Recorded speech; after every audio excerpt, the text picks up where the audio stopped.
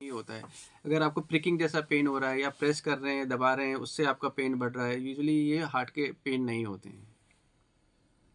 कुछ specific types of pen होते हैं जिसको आप रूल आउट कर सकते हैं कि ये आपका हार्ट पेन नहीं है। अगर प्रिकिंग टाइप जैसे सुई जैसा चुभना पेन हो रहा है तो यूजुअली हार्ट अटैक का पेन नहीं है। अगर आप प्रेस कर रहे हैं, आपको टेंडरनेस हो रही है तो ये भी आपका हार्ट अटैक का पेन नहीं है। अगर आपको एपिगैस्ट्रिक पेन हो रहा है और आपने कुछ एंटासिड्स लिए, उससे बिल्कुल रिलीफ हो गया, कंप्लीट रिलीफ आ गया, वो भी हार्ट अटैक का पेन नहीं है।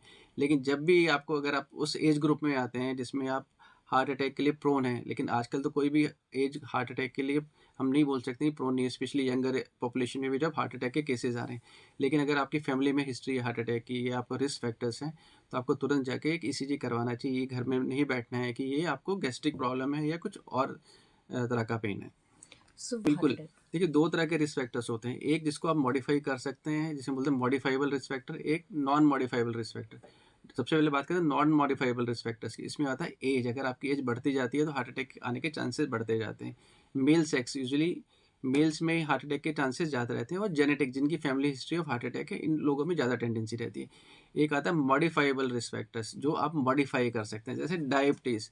डायबिटीज़ को आप कंट्रोल कर सकते हैं तो आपका रिस्क कम हो जाता है। हाइपरटेंशन, हाइपरटेंशन आप कंट्रोल कर लेते हैं तो आपका रिस्क कम हो जाता है। स्मोकिंग, अगर आप स्मोकिंग नहीं करेंगे तो आपकी टेंडेंसी हार्ट अटैक की कम होती है।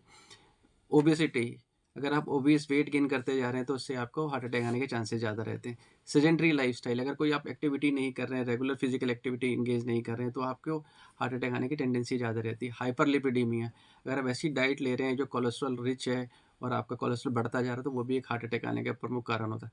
स्ट्रेस, अगर आपने लाइफ में बहुत ज़्यादा स्ट्रेस कर रखा है तो वो भी एक प्रमुख कारण है। और इवन पॉल्यूशन भी कहीं कहीं माना जाता है कि ये भी आपको प्रोन करता है हार्ट अटैक आने के लिए।